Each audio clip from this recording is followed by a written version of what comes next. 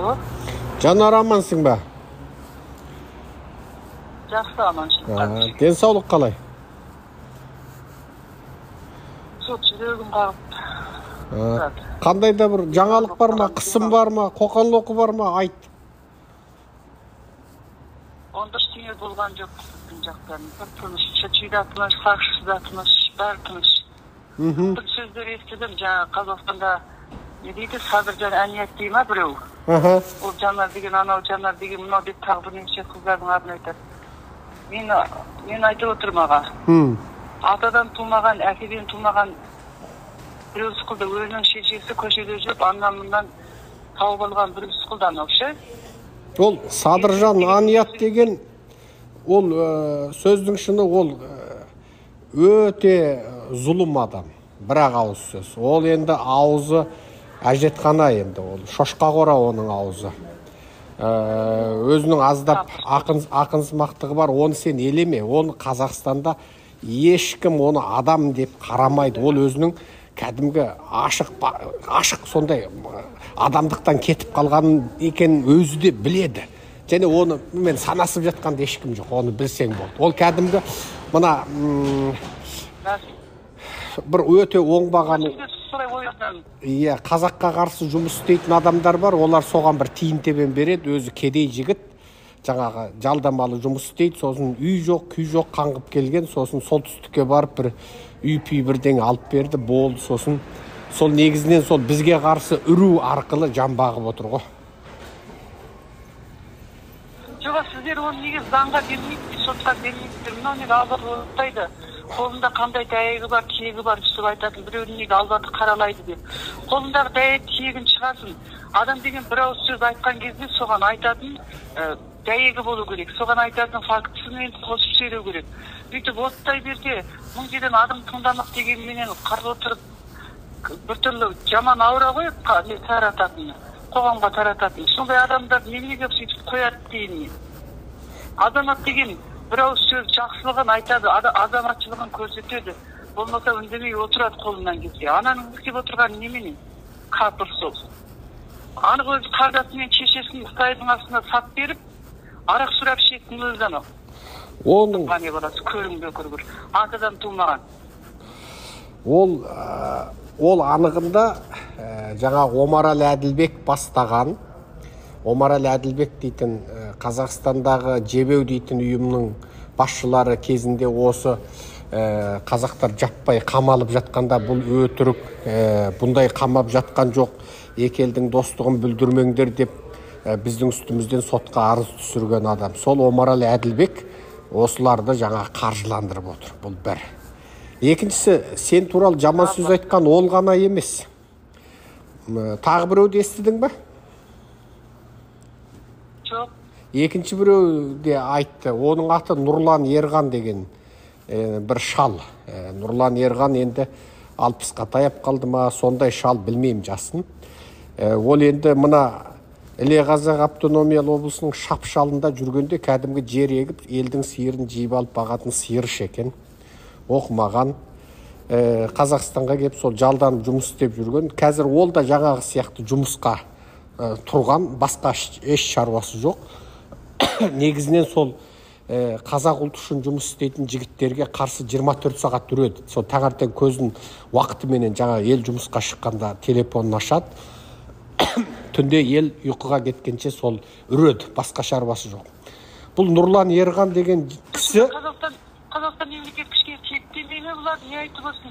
Қазақстан мемлекеті, Қазақстанның мемлекетіндегі құзырлы адамдар, жаңағы Қытайдың компаниялары бар, басқалары бар, біздің ұлтымызға қарсы жұмыс істейтіндердің ақшасына сатылып отыр.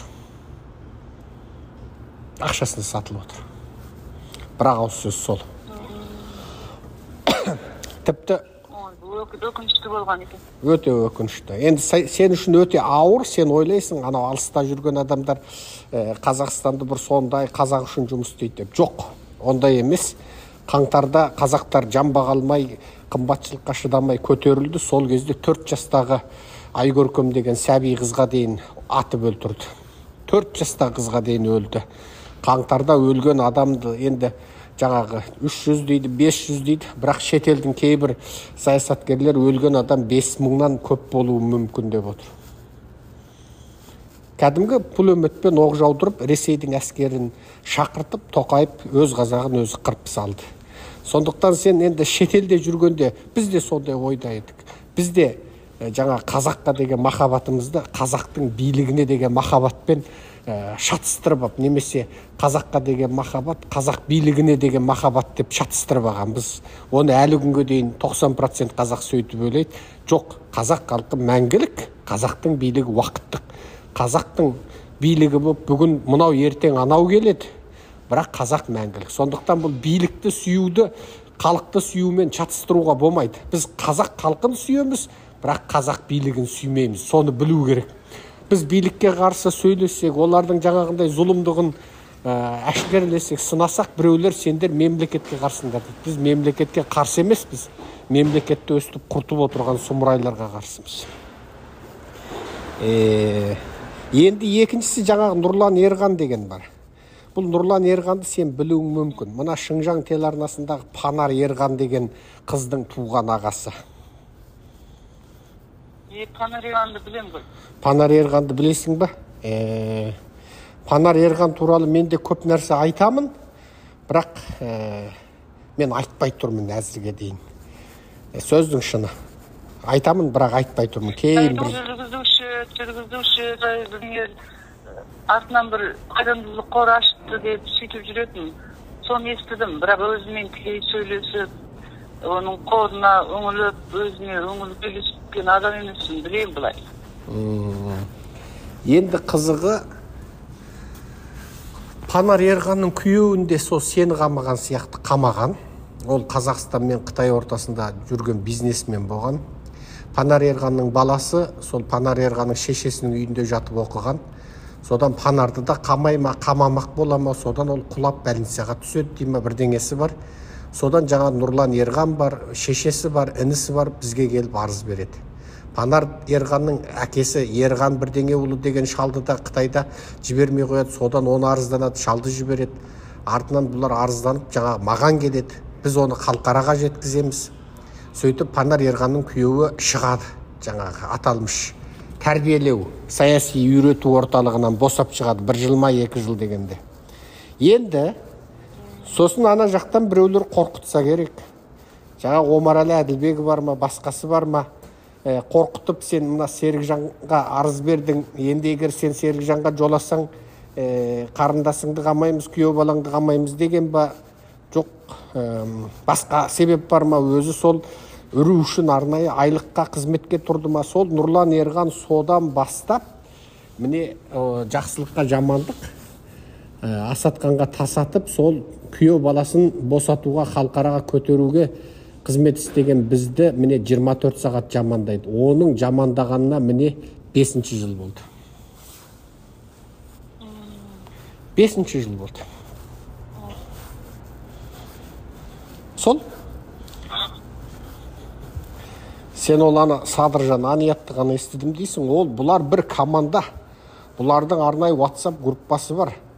Шымкенттің қазақ, Тараздың қазақ, Алматының қазақ қосылған, оған Қытайдың қазақтары қосылған. Олар басқа еш жұмыс істемейді.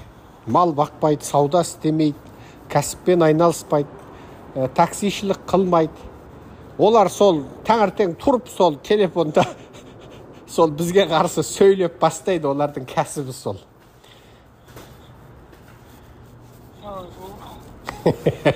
Жан бағудың осындай да бір не деген мағыналы өмір. Өздістіруге айналған кілер екен да. Жан бағудың осындай бір түрі шығып кетті, қарындасым ау. Қазақтар өстіп жан бағатын болды. Жан баққанша, ит жан баққанша. Жоқ, ол болатын дүние, ол табиғи, ол әр заманда бар. Сосын біз оны ертең халықаралық сотта ұлт сатқыны деп кезінде анау Уаң Жиңвейдің өкіметі Жапонға сатылып, Жапонның қуыршағы болғанда кейін Жаң Жеші Жапондар жеңілгеннен кейін Уаң Жиңвей өкіметіндегі сол Жапонға жұмыс істегендердің бәрін хан жән деп, ұлт сатқыны деп өлімге үкім етті ғой. Жапон фашисттеріне жұмыс істеген қытайлардың бәрі өлтірілді ғой. Тура сол сияқты әңгіме да. Қазір де сол бізге қарсы жұмыс істеп жатқандарды ертең біз халықаралық сарапшылар мен бақылаушылардың алдында бүкіл осы айтқан істеген сөзінің бәрін дәлелдеп біз сақтап отырмыз. Бүгінгі Қазақстан билігі оларды құтыртып әтей артынан жел беріп, тіпті жаңағы бізге қарсы үретіндерді мына Талдықорғандағы облыстық ұлттық қауіпсіздік комитетінің адамдары үйіне барып, орынбасарлар үйіне барып қолдап сөйтіп отырады. Тіпті кезінде тағы бір шетелден ешкімнің қолына тие бермейтін бір бізге қарсы сөйлеген видеоларды сол ұлттық қауіпсіздік комитетінің адамдары соларға апарып, солар жариялайды. Әдетте шетелдің бізге қарсы ондайлар, енді білесің ғой қай шетел екен. Оны әдетте қазақтар білмейді. Соны арнай таратып, мынаны бейт, мынаны үркіт, мынаны шошт, мынаны жаманда, мынаған халық жоламасын деп отырғаны сол. Олардың тағы бір екіншісі, кім қазақ ұлтының тақырыбын көтерсе, соны жаңағы неше түрлі бәдік адам аузы бармайтын сөзбен жамандап, тіпті арсыздықта шегіне жететін, адам естіп тұра алмайтын. Қайтып ана ары барады деймін. Адам деген қандай адам қандай жер айтсын. Қандай айтсын жарайды, айта берсін, ауыз еркіндігінің өзінде. Бірақ қандай адам қандай жер айтқанда, соның дәйек, тиек, факті болу керек емес па? Албаты қалай айтады соны енді? Сол, мысалы, мен сол жағын түсінбеймін да, ана кісінің айтқаны менің әкемді деген қатты боқтап отыр. Мен басқаны қойшы, мен әкемді боқтап жүргім ауылды, әкемнің тышқан бұғынан садаға кетіп, аруақ аттың әкемнің деп боқтап отырмын қарғап. Иттің ғане басы адамнан тумаған.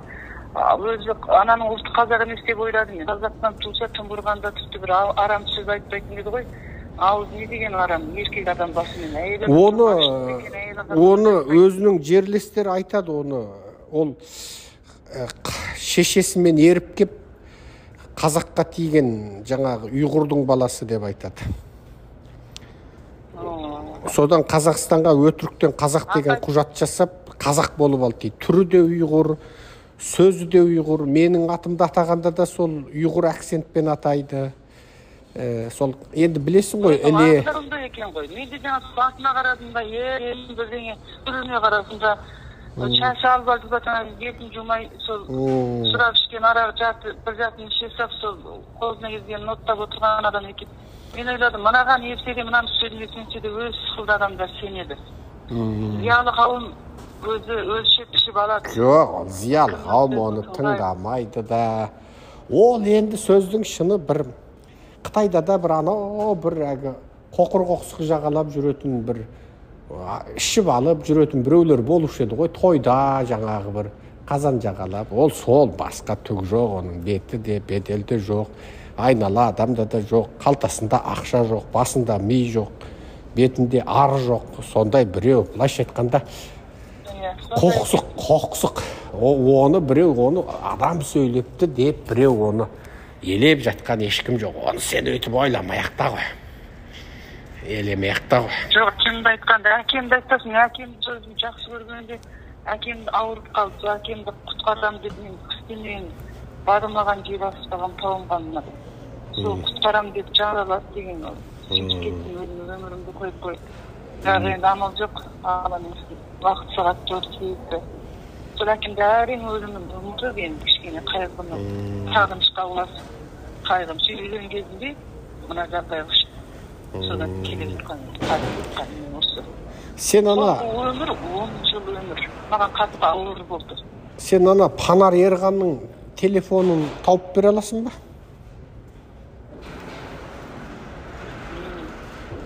Сұрайын, бірақ қазір бұл жақта да ешкіммен хабарласпай кеттік қой. Хабарласып. Жоқ, мен ана Панар Ерғанмен мен сөйлесіп, мына ағасының жасап жатқан иттігі туралы айтайын деген ғой.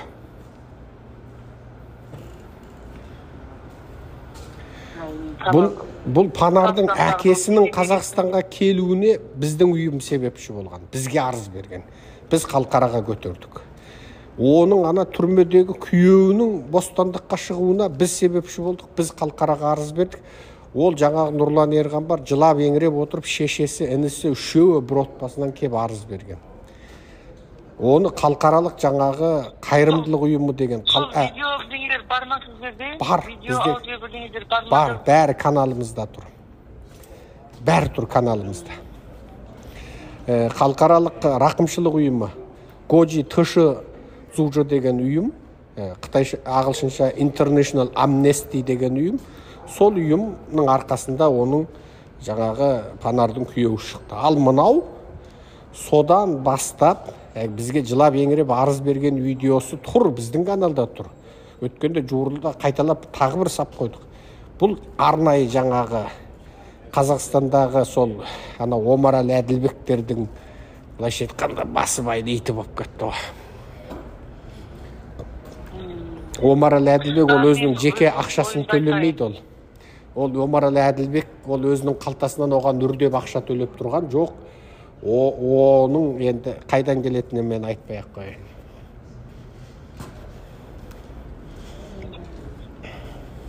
Мен дейді былай ойлайын, бастан ақы сондай. Мен ойлаймын да, мен өзімнің жұмысымды ғана айтайын. Өзімнің жұмысымды, өзімнің басынан өткен қауіпті.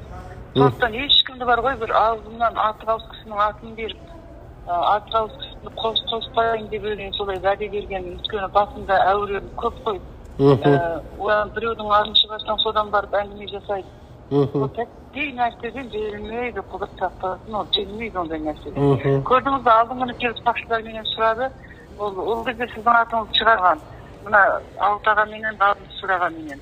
Қандай адам деп ойлайсың, ол сені алдайтын шығар, сені жамаққа бастайтын шығар, қандай адам білейін. Білгенде менің жақ жүрген аға ретінде тұтынған, сосын құрбыларым өзін білгеншмен кәсіптес, соны неттерім. Ол жақсы адам бәрі. Бірақ оның не істейтінін білесің білейді. Не істейтінін білмей, мен сен шөтші емеспін дедім. Көрінгенім жекелерін араласа беттім әшейін. Оның мен перластық аға құрбы-құрдас сол бірге жұмыс жаңағы концерт қойып жүрген әнші көшек жаңағы бишінің бәрі менің әріптелерім, солармен солай жұмыс. Сол қатардағы жүрген кісілер. Жақсы адамдар деп ойлаймын. Бірақ ол не істейді, не қойып жүр деген мен сұрамаппын да дедім. Өзім жақын көретін адамдар. Сондықтан жан қысылғанда жан қысылып жақынын табады деп, мына не істесем болады деп, сосын алдағы айтшы мұнан деп, сол ғалымға солай айттым, ғалым жіберді. Неғып берді сол, қалған жағын, болған жағдай осы дедім. Мұнан сен жаздың ба, ғалым жаздың ба, ауыз жаздың ба дедім. Мен жаздым дедім.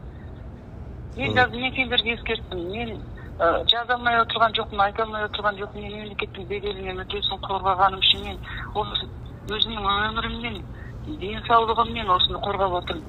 Бірақ мен ешкім қорғамайтынын көзім әбден жетті. Мен бас жағымды көріп қойған адаммын. Сондықтан енді сен айттың ғой, арамызбенше айтып өлейін деп. Мен жағдайымды білдірдім. Әр заманда да ақиқат өзі айтады. Бірақ өлмейді деген. Хан сөзін жаман дабап айтсын, жамандап айтсын, өзі білетін адамдар, жөн білетін адамдар біліп соны алға барды. Мен соны ғана айтам. Мен ешқашан да жаңағы өтірікті қосып міне жеді. Я болмаса шындықты жасырып дегенде басымнан не өтті, соны айтам.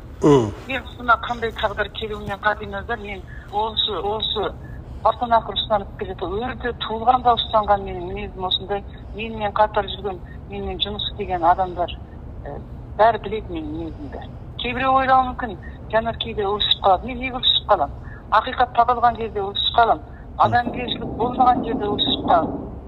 Жақсылығын ел білмеген кезде, қарадай шырылдатқан кезде, сол кезде мен өзіне емес, өзгеге біреу сөйтіп тұрған кезде мен сол ортаға секіріп шықпасам да мен жайлап барып жөнін айтып, одан кейін болмаса содан кейін сен қалайсың деп сол кезде өлісіп қалам. Оны менің қасымда жүрген ел жақсының бәрі біледі. Жақсы нәрсе аз болады ғой аға. Иә. Жақсы нәрсе аз болады. Олар мен туралы сұраған жоқ па? Аз адам білсе, есізді аз адам білсе де болды. Мен туралы сұраған жоқ па?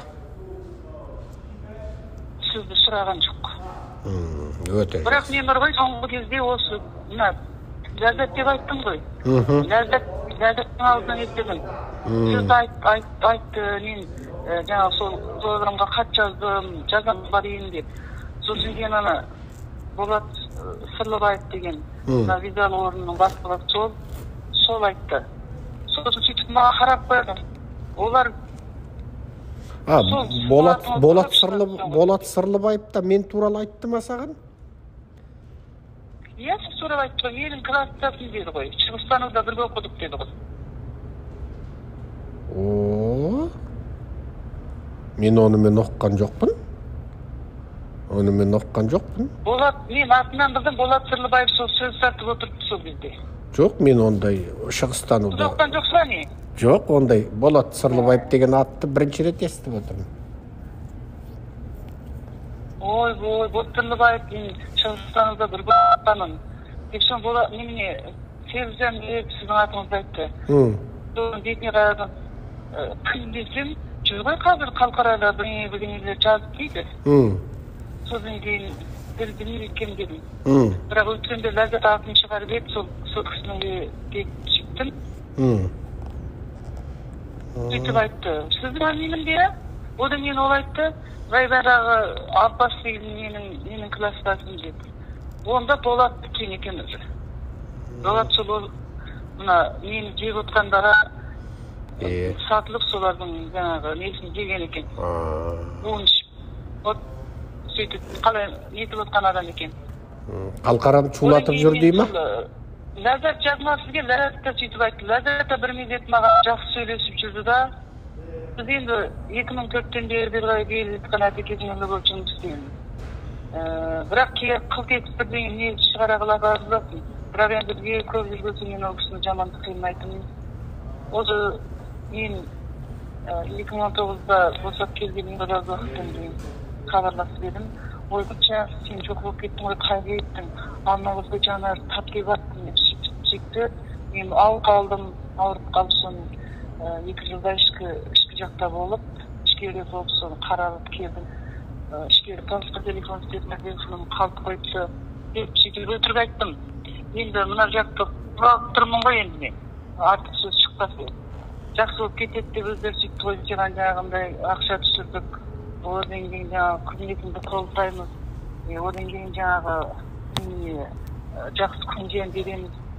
Сенің жағдайда үстінде жағдайда қалдың, қайтесімен білетті кетті деп. Сөйтіп тұрған кейін енді ол адам құсап үлесіп тұрған адам. Енді қап келуге тағы ыңғайсыз. Сон әлі астын бағып жарайды деп сөйттім, бірақ мен төлдің олар сөйтіп айсын айтпасын. Жағдай енді кішкене ұяттау жағдай. Халықарада салық болады ғой мемлекет жүзіне. Жалпы біріне істеп отқан, әсіресе істеп отқан мен ақша үшін. Сол істеп отқан адамның істеп отқан сол ғой. Сондықтан таз баланың көңілі болмағымен таза баланың көңілі бар ғой. Деп ойымда мен сондай болды да. Содан сөйттім. Сол беті сол ешкімге тіс жармай деген тісіне басым, не қорлық көрсем де келе жаттым. Содан ақырын бірден мен осыдан жаңағы тәжірибеден өткізгенімде ол маған ештеңе берілу, одан кейін ештеңе берілгеннен бұрын маған күн берудің өзі мүмкін емес. Мен үстіп жүріп бір күні сол сүйреп бір күні өзегім талып, күйкім тозған кезінен кірін кіс болам. Одан кейін сол сүйретіліп жүріп жынды болып кетіп қалам. Сондай дәрежеге бастап ақырын солайға кетіп бір жатқан өзім. Бірден сол әр басқыш бойынша сезінгеннен кейін әй болды енді. Соңғы рет осы қазақ консулынан бетім қайтқаннан кейін, одан кейін жаңа 2 банкеге барғанымда, шөт ашқан, есебат ашқан банкеге барғанымда, сол 2 банкені жабылып қалған. Естіп тұрсыз ба? Естіп отырмын. Сол жабылып қалғаннан кейін болды дедім. 1-ші айдың 8-і күні ашылады екен естідім. Бірақ ол маған ашылмайды ол. Мынандай жағдайда, мына ұстап тұрғанда, Қазақстан консулының қылған, анау болғанда, одан кейін күнделік үйге келіп, оқуға неге барып едім деген. Кешке дейін сондай сұраулар, кешке дейін қағазды төртке анаған қол қой, мынаған біресе сақшы, біресе шілші үйде тұрған контроль бүткілі жаңағы Ulan kun odan kalsa garrav. Onda çekin bәрін koyup koygan. Boldu dedim yine. Boldu endi. Aytayın aytapmanda. Көп үмітке сүйендік. Үйдегілерді білмейді ғой, көп жағдайды білмейді. Сол менің енді сол жаққа барғанымдан қайтып келдім, не қылып жүр. Басқа елдер үйтпейді ғой, сен үйтпейтін шығар деп үйдегілер сенбеді маған ше. Соны сендіре алмағанмен кейін мен үйдегілерге де айтпайтын болдым. Ол бұрын соңды мен ең еркін жұмыс жасап жүрем ғой, үйдегілерді менің жаңағы жұмысымды онша түсініп те кетпейді. Концерт қойып жүрем, концертке барады дейді, бармайды, сөйтіп жүреді. Одан баланың кішкенесі болғаннан кейін мені біраз баланың кішкенесіне қояды бұлар ше. Ол мен айттым, сендер мені баланың кішкенесі деп жаңағы не қыласыңдар. Бірақ баланың кішкене болсын, үлкені болсын, адамның өзінің не болады, өзінің жаңағы үлкен көкірек несі болады жаңағы. Көкірегіңді жұтқан ойы өзінің әлемі болады. Сендер соған кішкене бір нетпейсіңдер, менің кішкенесі болып, мен сол сендер мен түсінбесеңдер, я бір деп кейде ренжіп қалам. Енді үйдегілер барынша жаңағындай мына осылар не дейсіз соған көніп келді ғой. Одан кейін маған Қазақстанға бармасын деп айтыңдар, ақыл айтып анан көндіріңдер деп сөйтсе соны айтады да маған үйдегілер. Бармасын деп жатыр, қазір барам деп айтпай қойсаң деп. Мен айттым, барам деп айтпай қойған мен дедім, былтыр айтқан осы. Мен 26-ға келген болсам, мен айту сендердің сөздерін тыңдасам болушы еді. Мен 46-ға келдім. Мен сендердің үйлерің бөлек, күйдің бөлек, өздерің айылдерің бар, жаңағы күйеулерің бар, бала шағаларың өсіп жатыр, үкіметтен айлықтарыңды алып жатсыңдар, сөйтіп өмірлеріңді тыншаң өткізіп жатсыңдар. Менде не бар? Бүткіл өмірде жиған тергенімнің бәрі суға ағып кетті. Көргенім қорлық пен зорлық болса, мен сендерге оны бәрін тізіп айтып отырған, мен сендер оны түсінбейсіңдер. Түсінген күннің өзінде де қолдарынан ештеңе келмейді. Үкіметте жұмыс істеп отыр. Бітпей бірдеңе айтып қалса соны ан жақтан біреусе шұлжыға барған, біреусе Жансауидан барған, біреусе Сақшыдан барған, Бастауға барған, үйге келген, түнге келген. Ойбай, сөйтіп ес ақылдарын шығарып жібергеннен кейін мен тіпті үйдегілердің орталайын химияданға кіргізіп шығардым. Қарындасың ақыл айтып, не ойлап отыр екен деген сылдылар дегенді, оны әңгіме деген көп. Сонымен бұл дедім әке өлімнің өмірім ғой. Мен мына жерге былтыр 2021-дің 10 айдың 18-і күні осы мына Тайбақ райондық Жунхауи, Чингиншан, Луянжи-Гуануи, 然后就是天山建设社区的书记еще келіп маған не берген кетті. Сонда енді тұратыр енді. Сен жақсы жұмыс істедің ғой, бәрі жақсы болады, бізді жұмыстар істеп жатырмыз, сол жұмыстарыңды бітсін деп өзінше бастығы келді. Әкеңнің үйге әкеңнің ерін қойып қойыпсың, әкеңнің ері сені қолдап тұр екен, қамшысын қойып қойыпсың, әкеңмен ананың сыйлаған қыз деген отпалы қыз ғой деп, мен сенімен құрдас екен деп сөйтіп ұруымды сұрап, қай ел екенімді сұрап, жетатамды сұрап кеткен. Қансу ма, қазақ па? Мен айттым. Қансу. Жетатамды сұрап отырсын, жетата керек. Жетатамды сұрап отыр, жетата керек біз айттым, Айманмын, Жоңйызымын, сосын Қаракерей Қалыңбаймын. Одан Мұрым дедім, Құтын дедім, Кітаппын, Жаңбырбай, Әлей Жұматай дедім. Жетатамды біздім. Сонымен сөйтіп ойланамыз, кішкене тұра тұр деп кеткен. Ойланған жүрген сол менің атымда ана сайжан жүр ақша түсіп алғанда менің күнсімнің атымда, бірақ менің күнсімнің шотына түспеген. Сол ақшаны қалай алып алғысы кеп, соған айланып жүрген ой. Соны, бірақ оны талай рет бізден үкіметтен 100 миллион ақша түсті, соны сенің кино түсіп екен ұлттар ынтымағы жайлы. Бізде не жоқ, қандай шүкірдің жоқ, сен шүкірдіңмен сүрейік деп келді ғой. Мен айттым, маған қанша куакауфиз бересің деді. Сен маған берейді екен. Кино түскеннен кейін барып, сол берегіне қарап беремін. Сөйлеп отырмын ғой ол не екен. Одан кейін келді жаңағындай мұңжа алашсаң, не алашсаң деген сықылда тойын түсірсең, содан үкіметтен осынша ақша түсіп екен сен. Үкіметтен ақша түссе қанша бересің, мен сонымен қанша ақшамен бастаймын ал енді. Оны бермейді екен. Жасайды екен, содан кейін ол менің шаншаным жасайды екен. Сол менің ішімнен ақша түсіріп алды. Содан кейін мен бұл жерін сыйлаудан толтырып беретін өзінің еңбегінен, менің еңбегімнен берілген ақша ғой. Мен соңғы кезде айттым, мен шанша жасамаймын дедім. Ол партия мен үкіметтің халықтың жаңағы рухани өмірін жүріп мен болған, маған ол ақшаның, ол еңбегіне ақша түсіпте болған. Бір айда оны алмаймын дедім, бірақ мен сендермен бірге жүрмеймін. Мен ондай құлқын жүрген жерде жүрмеймін. Анын ұзаса сол шоқтанақ қылшадың орын адашсап табам ақшамды. Адам құса мен қиып дейсіп ондай қалың тобырдың жаңағы қорқы қағаттарына қосылмаймын. Бұлар осындай, мынандай бір қылмыс істеп, сол қылмысқа сені құрбандыққа шалайын деп жатқан жоқ па? Жаңағы саған берілуге тиіс, сенің компанияңа берілуге тиісті жаңағы өте үлкен ақшаны бұлар жеп қойып, немесе оны қытайша нойын гункуан дейді ғой. Нойын гункуан қылып басқа жаққа қолданып қойып, енді оның есебін жаба алмай, немесе сенің атыңнан өтірік құжат жасап, қолдарында ғой құжат. Сөйтіп оны бұлар жеп қойған, сені алды деп қойған, енді сені еркіндікке жіберсе, сен алған жоқпын дейсің. Соны баяғы сенің көзіңді құрту үшін осылар сені басқа ешкім істемеген сұмдықпен сені қатаң бақылауға алып, айнала туыс-туғаныңды үркітіп, қорқытып, тергеп, тексеріп, сол қысқасы сені жынданып өлсін деп сөйтіп отырған жоқ па? Не түңіліп өз-өзіне қол жұмсап өлсін деп? Солай болып отыр.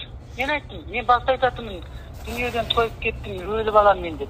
Басынан айттым, мен ол кезде ауырып жүрген ғой, Жажан деген асқынып деген, жүзбек шығыпты дедім ғой. Артынан сол дәрімді, сол басқа елдің шампан жүрген беріп жүріп, дәрімді денше балымен кішкене өзіме келгенін айттым. Өлмеймін дедім, мен не өлем? Өліп, менің көзімді жоғалтып, сендер рақаттанып отырасың ана жерде. Барлық ұстап, неменен жауап тастап. Өлмеймін дедім мен. Өмірге құштарлығым бар. Мені жазған үштірлі арызымды көрген шығарсың. Көрдім, оны жарияладық қой. Соның бәрінде тұр, мен өлмеймін дедім. Үйтіп мені жақсы күндер келеді деп сенен. Арамның мені Алла тағала жаратқанда өңшен қорқаудың деген ішкеліне бодау беру үшін жаратпаған шығар. Сөздің жөнін ұғатын адам шығар түрінде. Сол күнді күтемін. Әлі күнді айттым мен, осы жерде бүлініп жаңағындай жағдайлар болып жатқан кезде қарғаймын деген көріңді өкіргір. Ол ғылқым жылдың шыбадай. Боқтаймын секші, менің қарғауым, негізі менің қарғысым ақырын киіп келе жатыр деген мәні сақшыға. Бір сақшыны маған орынластырып қойып, сені күйем сүйе маған кеуге шық деді. Содан мен қайта деген бір сөзге салып отырам оны ше. Сосын айттым, көрдім менің қарғыстарым тиіп жатыр. Сөйтіп отырмын ғой аға, мен бар жағдайым осы, кіртенеді кім сенбейді, төбеде үлкен кісі тұр, мен өзімді намаз оқып, қол жайып ондайым жоқ. Бірақ өзі, негізі, діннің, қай діннің жолы да ешкімді жатсынбау, ешкімді қосынбау, қолынан кесе жақсылық деп әке-шешеңе қамқор болу, әке-шешеңе обалы болу, көп жақсы деп жаман істемеу емес, соны қолданамын. Бұл жерде судай енді жаңағы көп адам солай қолданатын шығар деймін. Мен басқа тұмсымнан сол өзімнің туап келмедім сондай. Жаным ашиды жаңағы бір қатты кеткен, обал кеткен нәрселерге, біреуге көмектескім келеді. Сол өзімнің ойлағанымдай бір адам ойлап кішкене үн қоссын дейін десем, ондай адам көп табылмағаннан шаршап кетіп, жаңағы қарсылықпенен кішкене сөзге кетіп қалам дейді. Көбіне ермей кетем. Сол мен сөйтіп өтіп жатыр енді. Сондай жағдай. Оған бел ана дейді, бірақ зиялы қауым ар жағында жүрегінде жылты бар адам жақсы пікірім береді. Бірақ жақсы сөзін айтып жар қолынан көмек келмесе деп. Мен сізге рахметімді айтамын аға. Мені қандай бір туыс қиылымыз жоқ, мені танымайсыз. Өткенде жалғыз отырғанды хабарласып жақсы сөз айтқаныңыз. Мен бармасам да барғандай болдым. Сау болыңыз сізге. Рахмет. Елдің жаман ниеті, жаман сөз сіздің кінаңызды көтерсін. Кінаңызды көтере бар, міндетті түрде. Жоқ, біз ол жаман сөзге әбден етіміз үйреніп, біз оны күліп отырып, шай ішіп, торт жеп отырып, қарқылдап күліп отырып тыңдайтын болдық. Әзір бізде денемізде ана иммунитет қалыптасып кетті, оны қарқылдап отырып, күліп отырып тыңдайтын болдық. Себебі ойлашы. Ой, енді ол ойламайсың мен 3 күннен кейін көргөді үйренеді дейді. Олар сол 16-17 жылдан бастады. Содан бері енді есептесең міне 23 жыл, 6-7 жыл бара жатыр. Енді қазақтың арғы бергі тарихында бір адамды жамандау үшін бүкіл Шымкент, Тараз, Түркістан, Алматы, Қытайдың қазағы болып бірігіп өстіп күні түні жаңағы бай ұрған қатын құсап, сұңқылдап, жамандап, неше түрлі сұмдық бәленің бәрін, ел сенбейтіннің бәрін айтып отыратын арнайы бір қызмет группасы бар. Енді сенесің ба сондай дегенге? Бар, міне. Бар, 24 сағат жамандап отырады. Барына сенем, өйткені бар ғой. Мен сенім оған, өйткені мен басымдан өтіп жатыр ғой. Дәттей тарыдай кедергіні қоя бермейтін болып отыр ғой. Тарыдай бөзек ету, тарыдай бөгет болса да қоя бермейді. Мен оған әбден сенем ондайға. Енді жаңа біздің бір жолдас жігітіміз айтады. Осы неғып жанар, жаңағы сұмырай жалақор бәлеқорлар айтыпты. Біз туысымызбен, үйшіммен де сөйлесе алмаймыз, дуйынмен де сөйлесе алмаймыз. Телефон соқсақ шошып, ойбай бәле болады дейді. Неге жанар 2 сағат 17 минут кіммен сөйлеседі? Неге оның телефонын тоқтатпайды? Неге оған онда еркіндік беріп қойған? Деп жаңағы сұмырай бәлеқор жалақорлар жаңағы жала жауып жатыр дейді. Демек бұл жерде үлкен ойын бар деп жаңа жала жауып жатыр дейді. Бұның бәрі ойын. Жанар деген қыз жоқ, Үрімжіде емес.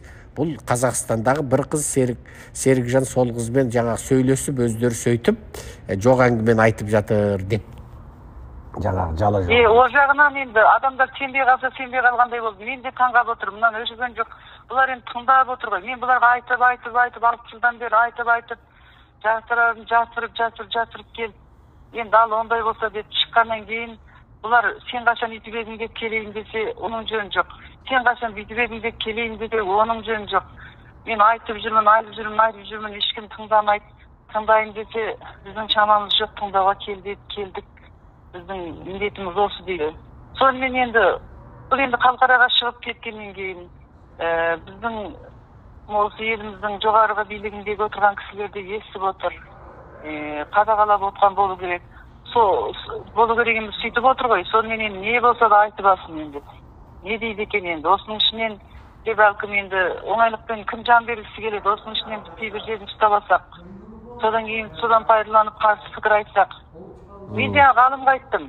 Қалай айтса да дедім. Тышқан боғымен сіздігін жаймалап қана отырған жағдай. Мен күлкім келді, бейшаралық қой. Абырой әперіп тұрған нәрсе емес мынау, қандай жағдайда да. Кім айтылып отырған болса да. Абырой әкелмейді, барған сайын бұлып тұрып. Бір адам бекер зарлай ма өзінің жағдайын айтып. Осындай отырған кезде біреуі шығып, жаңағына Үрімжі ауданының қанша сорып отырған, шетелге тегізіп отырған алғасының жағдайын ұғысып, соның орнына бір жақсы біреуді әкетіп қойып, егер жөн білетін адам болса, үлкен жақтан енді мына Шинжаңнан келмеген адам қалмады, біздің маршрутидан басқасының бәрі келіп адам жіберіп болса да ең алдымен 99 миллион кетіп кеткен. Енді үлкен мемлекеттен келіп не болды айналайын, бір жағдайымды ұқсайық деп келмеймін екен. Мен отырмын, мен осы Шинжаңнан біреу келемін, ешкім келсе, мен сөзбеймін. Мен келсін, орталық тәртіп тексеру. Сіздер келсе мен жайымды айтам, әйтпесе отыра мен айтып болғам, енді айтып жағдай айтатынша. Келмесе отыра берем. Жібермесе отыра берем. Бірақ мен айтам да жаңағы, менің жағдайымды қосуға Ресей мемлекетінің құқық қорғау органынан адам келсе екен дейін. Дүниежүзілік адам құқық қорғау ұйымдарынан адам келсе екен дейін. Жаңағы менің жағдайымды көрсін, отырған деймді. Сол қандай кім келсе де, келмесе керек. Мен бәріне дайынмын, отырмын, менің басқа амалым жоқ адаммын. Мен басқа не істеймін? Түсінікті, Бізде елге сөйтіп айттық, ол енді Жанардың өз таңдауы. Оның әбден тығырыққа тіреліп бара жер басар тауы қалмай шарасыздықтан отыр. Ол қылмыскер емес, кісі өлтірген жоқ. Егер қылмыскер болса, оны 1 секундта қоймай тығатын жеріне тығатын еді. Ол қылмыскер емес. Оның бар ғана талабы паспортымды бер, мен шетелге шығайын.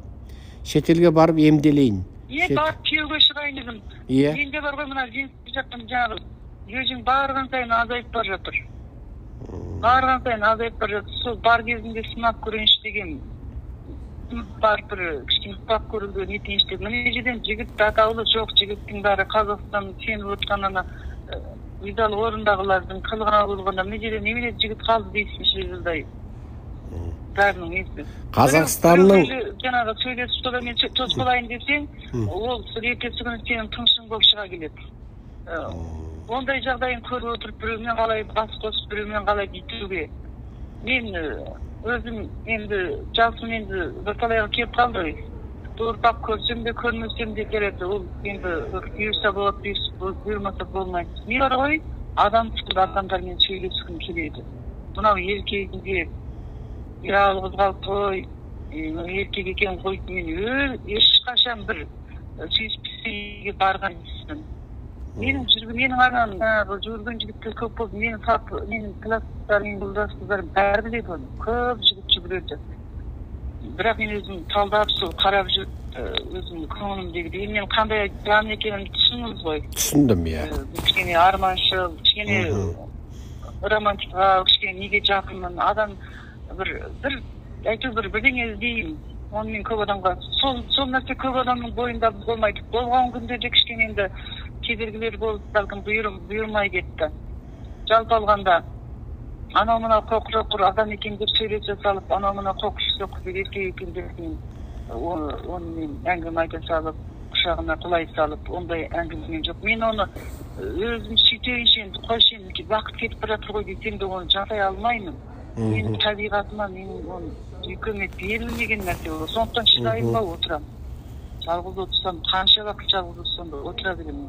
Иттен бірге қотта өтер өмірім қосақта есекпен де тез оламын мен есекпен өмір кешіп. Оданша отырмай, шешемді бақ. Арманыңа жетесің, Жанар, ешқашан түңілме. Өзіңді сүйетін жігітіңді де табасың, еліңе де жетесің, Құдай берсе ұрпақты да сүйесің, еш кеш емес. Біздің бір жеңгеміз тіпті 51 жасында туды, міне. 51 жасында.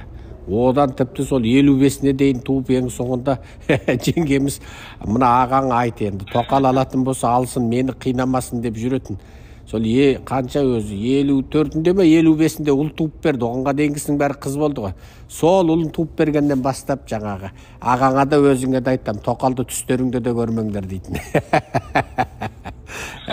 Жассың әлі, жетесің.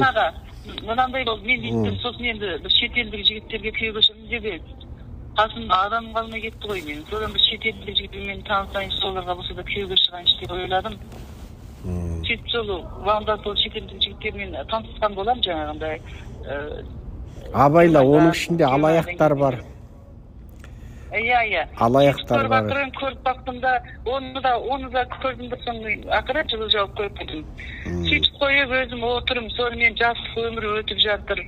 Мен қатарлылар немере сүйіп кетті. Мен әлі бір үйдің босағасын көртіп, ұрпақ бұлай тұрғанда бір баланың бір жаңағы қызығын, я бір көздің бір несін, алақанын көрген емеспін. Сол өмірді аңсаймыншы, бірақ ол өмір маған келе ма, келмей ма, қай кезде келеді, өмірім өстіп өте ма, оны да білмеймін. Мен бұларға да айтып мен де адам боласың ғой, мен де әйел затым ғой, жіберіңдерші, не болсын да, алатындарың болсын, нақтап айтыңдаршы.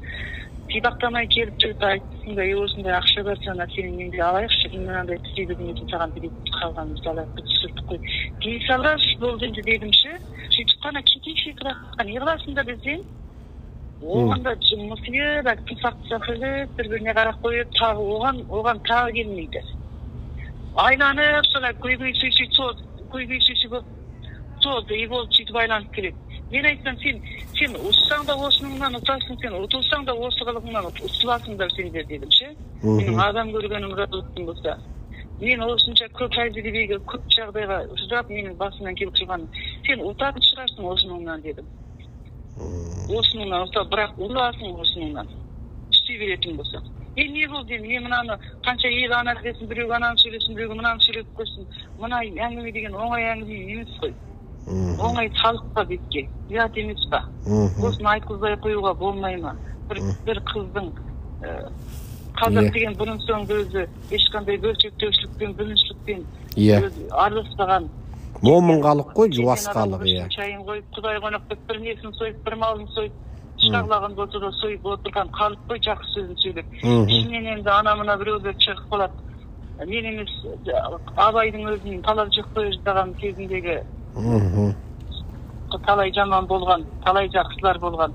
Оны ол деген бар нәрсе. Бірақ енді менің мына жағдайым енді мен қайсы бірін айтайын аға, қарындасымның жағдайы осы.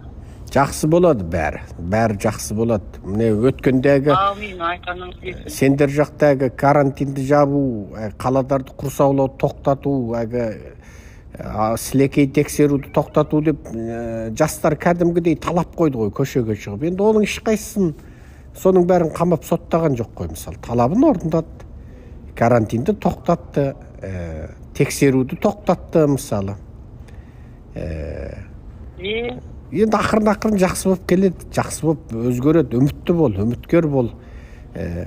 Ол мысалы сен бірінші адам емессің, басқасында жіберді. Ғалым Рақыжан деген жігіт болды, біздің қолда істеді. Өте ұлтшыл, жақсы, білімді жігіт. Сол міне 16-17-ден бері бізде оператор болды. Оның әкесін 16 жылға соттады. 1 жыл саяси тәлім тәрбие дегенде отырды қамалып. 17 жыл дегенде келді. Былтыр келді Алматыдан бүкіл ел қызыл кілем жайып, қызыл гүлін алып, той жасап тұрып күтіп алды. Үлкен той жасап, сосын бүкіл елге жаңағы бір дастархан жайды артынан. Одан жаңағы тағы қаншама өткенде айттым, Алтынай Арасан деген келіншектің күйеуін сені не Қазақстанға жібермейміз, жібергенше өлтіреміз деген, оны да жіберіпті, кепті. Ондай жетеді жіберген. Шынар Қылышева деген Семейдің қызының күйеуін, оны да сол жаңағы іле жақтың жігіті қамап, артынан оны шежін қылып, полиция формасын киіп, артынан ажырастырамын деп. Содан сол ана әйел неге жібермейді? Ажырассаң онда балаға 18-ге дейін бағым ақы төлейсің деп жүріп, оны халықаралық дауға айналдырам деп жүріп, оны да жіберді, келді. Одан кейін тағы кім мысалы?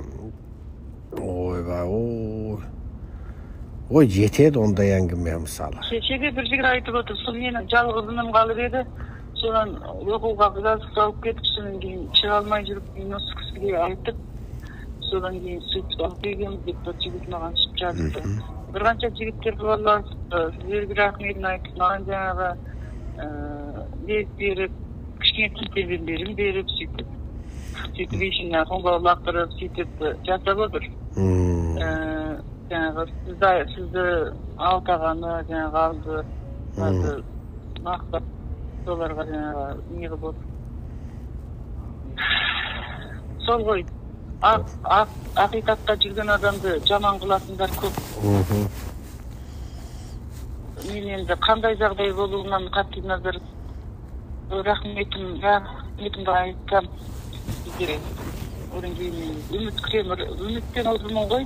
Өйткені менің жасаған өмірімді көрдіңіз, істеген ісімді көрдіңіз, өзіңізді көріп отыр. Қолыңызға барлық неңізді алып бардыңыз. Енді соның бәрін салмақтап, көріп, жалпы жағдайға қарап көріп, енді бірдеңе айтатын шығар деп отырып, бәлкім үндемей отырып алуы да мүмкін, ол жағда болуы мүмкін, әзір үндемей отыр ғой, телефонды тыңдап қане. Жібереді. Оны бір мәлім бір жаңағы шашал десе басалатын, өзінің құқығын мәнсабын артық пайдаланатын, немесе саған бір жеке бас өшпенділігі бар, немесе бір қызғанышы бар біреулер, немесе жаңағындай саған тиісті ақшаны жеп қойып, онысын жасыру үшін сені құртқысы келетін біреулер сөйтіп істеп отырған болуы мүмкін. Бұл енді жоғарғы деңгейде көтерілсе, жоғарғы деңгейде көтерілсе, жаңағы сол саған қысас қылып отырған адамның өзін соттап жаңағы жазаға тартып сені жіберуі мүмкін. Себебі сенен бұрын жаңағы келген қазақ өте көп, жаңағы жіберілген қазақ өте көп. Оның ашыққа шыққаны бар, ашыққа шықпай бізге кезігіп рахмет айтып болды, енді тыныш өмірімізді сүрейік дегені бар. Тойда, өлімде кезігіп ап, сол көрген кезде кеп рахмет деп сыбырлап кететіндер бар.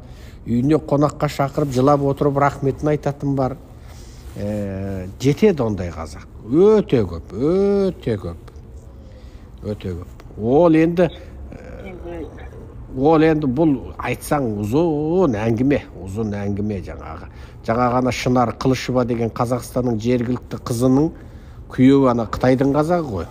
Бір ұлдары бар жаңағы Ақжол деген. Сол деген Астанада Назарбаевтың ана резиденциясының ана Ақорданың алдына дейін барып, Назарбаевтың алдына жылап, атын атап, ата, менің әкемді Қытайдан әкеп беріңізші деген видеосы деген бүкіл дүниеге кетті ғой, бүкіл дүниеге. Келді ақырында әкесі. Оның әкесі жаңағы Үрімжіден ұшып келетін болып, ұшақтың билетіне жаңағы әйелі біздің топтарда жылу жинап, банк есепшотын лақтырып, елдер оған ақша жиып беріп, ана күйеуіне билет алуға Ер Астанадан. Содан ол әйел жаңағы билет алатын өзі білмейді. Сөйтсе ана Қыдырәлі Оразұлы деген бір жігіт бар, Ленин жігіті. Сол мен алып берем деп, ол сенеді, ол кезде біздің топта жұмыс істеп жүрген жігіт. Осындай жаңағы ұсақ түйекке сол жаңағы жауапты болады. Мен оны қаржы жағын, осындай ақша қатысының бәрімен өмірі кіріспеймін ақшаға. Соған етіп сөзсек, ана өзі тірі жетім, тірі жесір болып отырған әйелдің бәлен жыл күйеуін көрмеген ана бала әкесінің, соның ана билетінің ақшасын жеп алған ғой. Артынан ол ұшпай қалады, Үрімжіден ұшырмайды. Ол білінетін содан. Содан ең соңында ол ұшпай қалып, содан ана билет күйіп кетіп, одан ана әйел барады ғой Ер Астанаға. Мен билет ұшпай қалды, қайтар десе, сен ақшаңды қайтарып алған дейді. Анау айтады, қайтарған жоқ дейді. Анау мен бардым ғой, қайтарыпты ғой.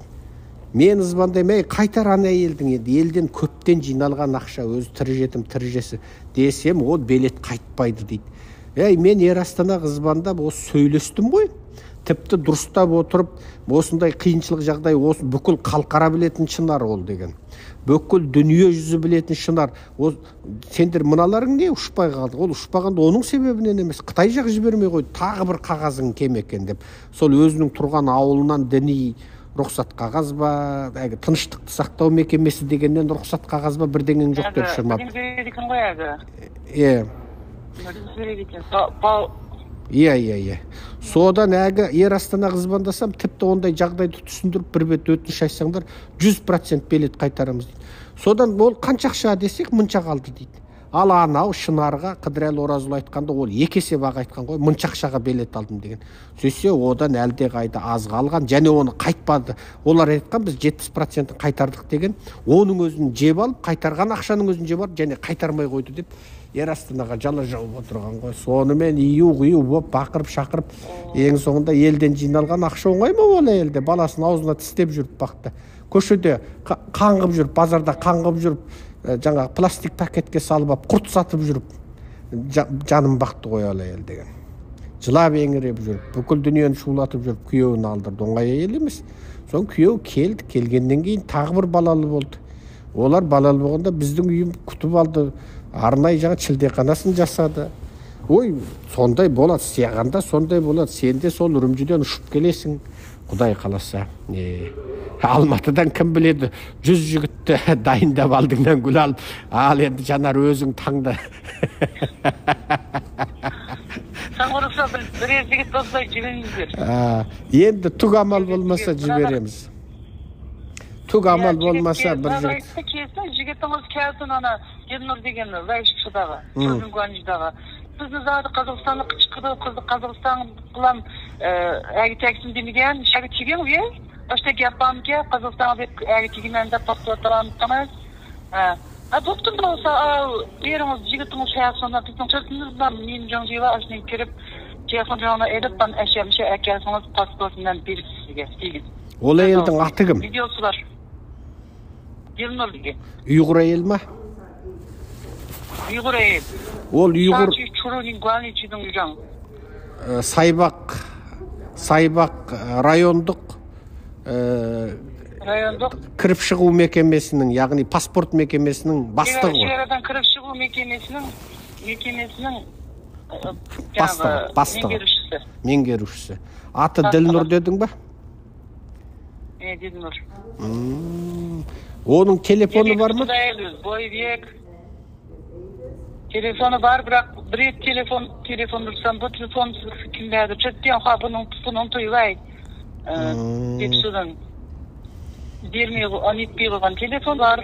Маған сөйтіп айтты, сіз деген шықтым келдіңіз, сіздің көлі паспортыңызды беш айналайын десен, көлі паспорт неміш болса, көлі паспорт уақыт өте кеткен болса, башқадан қалың 6 түрлік дүнияның бәзілеп бәйген нәсіл башының білән мабамы деп деген аузына айтқызбайды.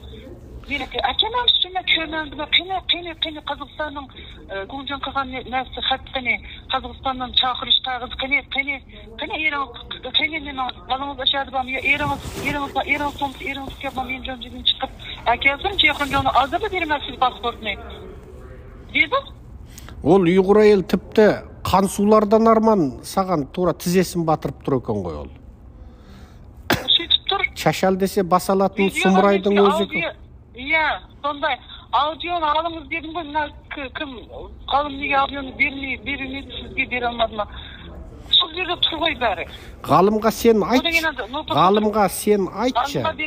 Жоқ, ғалымға сен айт. Мен жіберген нәрсенің бәрін секеңе жібер деп ғалымға айтшы. Сөйтіп айт. Одан неме, нотоста отырғанда дейді, ничен лайна ма, не лайла тоже отсылы до. Не лайла тоже, не лайла хауто отсылы, не лайла что不是国宝吧你带走了吗？我明确的说了，不给你办理，天天来干嘛？你每次都来，看到你解决啥事情嘛？他不给你办，我们就不给你办嘛，不给你办，你来干嘛？逼着我。害得我们不让我们工作，因为你工作了嘛，你按长期工作。我手里面有准签证的，准签证你把准签证办了呀。你先办不了，市级不让你办，市级为什么不让我办？我们不知道的，有什么理由吗？有啥理由吗？纸质的东西，这样的，让的是吧？纸质办的东西，我们有这种原因不给你护照，有没有这种原因？你把你纸质版的东西给我，我们给不了，我们也不知道为什么这样子。我说去这边办的video бар ғой, аудио. Бұның бәрі ғалымда ма? одан я是үйге келіп деген айтты сен为什么参加学习吧？你为什么参加学习吧？你把那个啥，你把那个参加学习班的原因给我们事实说清楚，不然我们把你拉到派出所去问去。我现在就给这个派出所的把去打电话，让他派个民警过来把你拉过到派出所去问去的那个。你愿意拉过去行了，但是你为啥要把我拉过去呢？我无缘无故，我杀人放火了吗？我卖国了吗？我吸毒了吗？我是不是扰乱社会秩序？我在这个院子里面大喊大叫，影响大家休息了吗？你为啥要这样说呢？作为一个民警，你这样说，等于就是无理取闹。你凭什么把我带到派出所？一个正常人，必须判我不是。我怎么把那个是杨发生？我市委书记说白了，说不好听的，我们市委书记杨福生安排的啊，到我们这边来，把你的这个事实情况要落实清楚。就这个做了2022年的7月4号晚上12点接着做完。他айтады маған сенің көңіл күйің бізге тыйқы болмады. Тыйқы болғанда сен жарым күнде келесің, денсаулығым жоғынан неше жылдай 6 жыл сүйреп мен ауыр қылып тастадың. Несін жебең бар еді, енді азыр шензаң жебең болды менде. Түнде келесің, күндізгі кешке дейін түнде келесің дейді. Енді мынау деген жабылып кеткен нәрсе ғой. Шықуанжиден неше рет сұрап кеткен, Шенгуанжиден неше сол Гобауда дейма专办南给这个沙巴沟区公安局分局什么辖区检察院、政法委都来过检 шуго тиде сен аяқ астынан аспаннан түскендей күнде келіп осындай сұрасаңдар келген сайын 我们不知道你的情况，我们不知道你的情况，我们要对比，我们要对比你以前说的话和现在说的答复的。сонда айтайын деген сол мен жамандық істегем, содан кейін содан мен сөйтіп барып қалып ем деп айтқызу ғой, мен айтпаймын дедім. 我不改口дедім,但是我可以不说。мен шындықты бір күмілей алмаймын дедім. маған 1000 рет күнде келеміз онда дейді, күнде келмеп тұр ғой. Сен күнде 1000 рет келсең де менің беретін жауабым осы. Өздерінің сені нақақ қамап алғанын біліп, енді соған бір сенің өз аузыңнан қылмысын мойындады деген пакет жасап қоймақшы ғой. Міне, бұл қылмыскер болған. Сол ғой. Түсінікті болды. Мен бар ғой, мынадар мен сыртқа шығып ұстап, мен қамап апарып әгөй. Айшын үйен, бұның шешеу деген апарып тастаймыз деп дайындық көрді ғой. Соны сезгеннен кейін мен үйден бар ғой. Бұл 2021 жылдың 7 айынан кейін отырғаннан отырып сол осы жаңа шуди келген күні сыртқа бірақ шықтым, сыртқа шықпадым мен. Өйткені мен барған жерімде деген уланым тамақтан. Ол кезде немене қылсаң жаңағы қылсаң айтасың деген бар. Мен сол қызғанымды айтпай, үйде даваланып, дәрілер әкеп алып, құсып түсіп деген 40-ға 39-ға шығып жүріп, содан кейін содан түсіп, ішіммен сөйтіп айтып, сөйтіп жүріп, сөйтіп жаздым, содан кейін өзім сырттан vermей алсам да сондай болады. Соны мен шықпай отыр, нені айтсам ваңнан алады. Әбекем шығады, мынау деген ваңнан алады бірдеңесі, не тәрбиелеп кейбеті бермейді. Обаз болды ғой, сыртқа шықса етісіңдер. Әбекем екеміз талай рет сынақ, содан бүйтеді дағы. Сыртқа шықпай отырып атым, мына осы ченсай шучидың яңген деген маған телефон. жаңағы ие, 你那个你没出去试过你那个预警现在消了没有？我们已经把预警消掉了呀，你去看一下嘛，对不对？就是你去看一下，要是在的话，你在那狠狠的说，然后跟他说，说完以后，他要是他跟他们发生冲突干啥的，你给我们的民警打电话，我们市警官立马就过去的。сол сөздерінен деген біліп тұрмын ғой мен. Сол немене болады екен, радекен екен. Кіріп барсақ деген аңдайын, оны ертең маған қарай деген деген бар. Радекен ұза болды, ертең шын көрдім жоқ, не көрдім? Жүгіретіндей, ләйлиді деп жүгіретіндей. Не oldu? Сонда сені қайда барған кезде сені бас салып ұстайды? Жын көргендей болғаны. Лигашайдағы шамаучынға кірсем. Шамаучынның нешесі барға содан кірсем. Одан кейін ол жерде ана жаңағы жыңбаучи айғайлап кете ме? Дабыл қағатын айғайлап кете ме? Жыңбаучи айғайлап, мен бетімді кіргізіп тастаған ғой. Сенің бетіңді ана цифровой бақылағышқа кіргізіп қойған. Сен ана сол жаңағы сауда орталығына кірген кезде ана жерде сигнал дабыл қағып кетеді, дабыл қағып кетеді. Содан ана күзетші сақшылар сені бас салады. Сақшылар мені бас салады. Келіп тексеріп деген бақай шығыма дейін тексеріп, шекілдатып деген.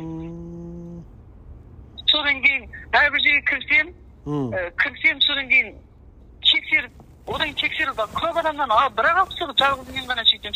Нені ғана тексересіңдер, басқаның бәрін тексерген жоқсың десек, үші омышы чоуша.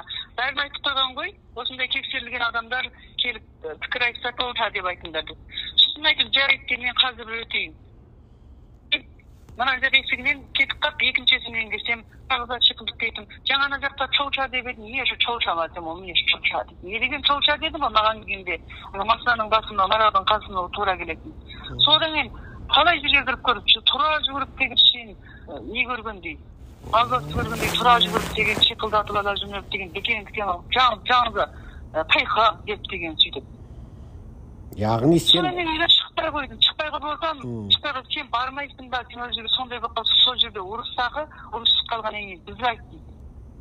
Сол білмеймін адам деген жынды көріп отыр ма? Ой, оңбаған емейдігін де шықпағанда қайтып, сыртқа сайға шығамайды. Сонда олар әдейіге, олар ұстап, сен ұрысып, сосын олар сақшы шақырған болса, сен үшін айтқанда бір рет қоғам тәртібін бұзды деген бір тарих жасамақшы ғой. Сондай жаңағы шүншен зышы зүй, фаңай гуңу зүй деген зүйлерді жасамақшы ғой. өкіметтік жұмыс, өкіметтік іске кедергі келтіру, қоғамдық тыныштықты бүлдіру, әлеуметтік араздық тудыру деген баптар баяғы. Сондай. Сол жасамышы болды. Ол менің байқап, үйден шықпай қойдым. Сол шықпағаннан шықпай қойып, сұрсақтап алыпты деген күн шықтым. Жаңадан шулжи кетті деген күн шықтым. Сол күн шықсам, сол жаңадан не болған сықылды, сол күні бетім алынған екен. Сол бар көрген қызығым бетім алынып, осы жерден тексерілмейтін болдым. Әйтпесе деген ол. Күніне деген сенің бетіңді жаңағы базадан алып тастаған, яғни сенің суретіңді базадан алып тастаған кез қай кез?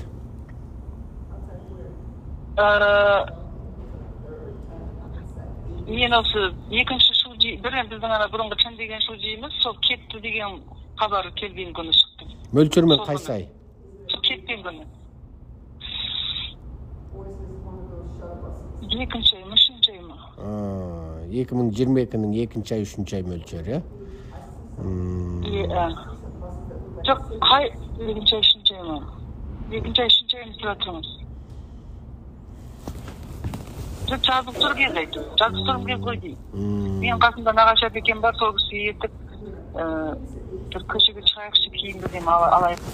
Сол жақтың бәрін алып ұстапты жанар толды жүріп қачығып бүгін іштеңе болмады. Болса қасымда мен бармын ғой деп нағашы әпекем алып шықты мені.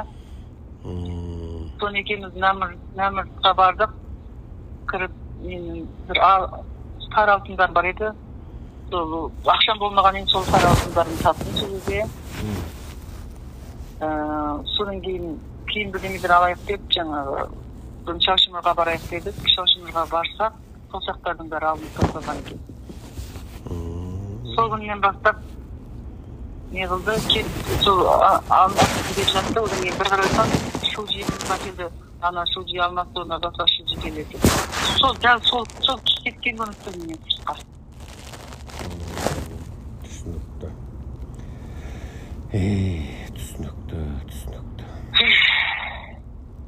Отырып деген не жоқ. Қимыл болмағаннан кейін адамда ханымызда жүрмейді. Онсыз да мен бұрын барған жерде қаншама уақыт отырдық біз. Соны қан айнасында жақсы емес, түрлі ауру жамадық. Кешке дейін келіп қиылы байызыға қол қойдыра берген, қол қоймайын дедім. Өздеріңде бар қиылы байызы бұның ләншен деген қоймайын дедім. Оны қоймайын дедім, сенің бияңда мәселе бар деп бір келді. Сонда ақ қағазға түктен түк жоқ қол қойғызда ма?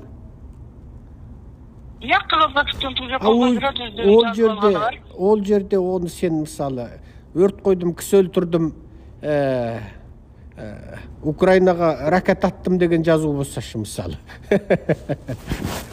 Мысалы. Ондай нәрсені өздер сол Миран жақта жүрген кезде әлгі қағаз жазып алып кетіп намаз оқыған менің суретін түсіріптен деген сықылды, сондай идеям уланған деген сықылдар атақ-сапақты бәріміз ішінде отырамыз ғой, бәріміз сынағы барып. Сонда отырған кезде қараңғылау жүрегі бір адамда тосты, мен шығады, барсам, мынаған қол қоясың, сен енді шығасың, маған жақсы жұмыс болатын болды, мынаған қоясың. Bir қарасам жаңағындай жазулар, ой айналайын, апар дедім, мен бұндай нәрсе қол қоймаймын. Деп, соның жылап кіріп кеттім да, шықсы, неде тұр екен әлі, жата сынақтың алдында. Қол қоясың ба, қоймайсың, қоймайын дедім, қойғым келсе өзің қой. Мен сол жерде ешкім аузын ашылмай отырған кезде мен айттым сол сөздерді. Сосын артынан менің бәрін жүргім келіп айтады. Жаңа сен кешке дейін бүлдіргісін біріне әкесі оқи жөнелесің, оқымай қоя салмайсың ба? Кішкене. Содан кейін жұмыстарың деген жақсарып кетпей ме деп ойлап дедім. Оқымай қоя салып, соның артынан ол деген анау деген қандай әңгіме, ол деген бөрілік деген әңгіме, жаңағы діни тақырып деген сезімтал тақырыптар. Не жемеген мәнтіге ақша төлеп істемеген ісімді мойындағандай болып, мен басыма бәле киіп, істемей көріп отырған қылығымыз мол. Мен қалай ондай әрекетке барам? Мен өлсем ондай әрекет істемей, мен шығарсам ғой мына жерден дедім. Істемеймін дедім, істемегенімді. Осы жерде үйреткенімді оқып, Sabak bütün sabahın жақсы оқып жаз десең анауын жаз жаңағы ішінде текой жаздырады. Сондай жазып отырайын. Бірақ мен ондай нәрсе істемеймін мен. Дедім. Келгеннен кейін де талай рет сөйтіп. Содан кейін тым ғана саңқайдың деп зекепсіңдер үндемедім ғой. Болды ғой енді сол жетеді ғой. Десем оған разы болмаған ғой, соны тағы да бір мойындап жіберсе, сол саңқайдың сатып жіберсек деп соған істеген тірлік іске аспай, жаңағы кімге жасап жіберейік десе, ол іске аспай, сонымен немесе менің маған түскен ақшаны жіберейік десе, ол болмайды. Сонымен сол чырмалап, өзің бір шаң адамды қамаған, одан қайтып келгеннен кейін жалғасты жаңағы еркіндігін жеген түрлі қысымдар алып барғандығын соны қайтып шығарым білмейді, осыны баса берсек бір күні бірдеңе өзін өттіріп тынса содан кейін сол құтыламыз деп солай жасап отырған тірлік емес па. Ол басқада жаңа айтып жатырмыз, сондай қылтаққа түсіретін нәрселерді көп жасады ғой маған. Ол да мүмкін. Сол енді үкімет өзі біледі, мен сондай жақсы жұмыс жасағанымды, менің жүрегімнің ақ екенін көретін адамдар көріп отыр. Бірақ енді мұны жақтар құлқын жайлаған адамдар ол ештемеге қарамайды екен. Олар бірдеңеге қарайтын болса, елді талан-таражларды ел аузындағысын жырып жеп, елді қанға қысатайтын еді. Оның жеген ақшасы оңай ақша емес, көрім жаударының малшының жерін бірақ сатып жеп қойған олар. 1% ұзағанда бір 10% кейде 10% бұрында бірақ 1% беріп жетіп келді ғой. Оның бәрі өкімет кетті ма? Оның бәрі соның соның басын дейтін әңгіме ғой. Соның бәрін бір айтса осы қыз айтады. Қазақшасына, қамысшасына бәріне жүріпті, заң саясатты біліпті, жұмыс істеген. Деп сосын мені сол сөйтіп басайық деп. Бейжіңге барғаннан қатты қорқады екен. Бейжіңге барып қалама деп деген сол бір рет Бейжіңге барғаным үшін Құдай сақтасын осы жерде өліп қала жаздадық. Одан кейін паспортты бір рет шақырту келді маған туысқанымнан.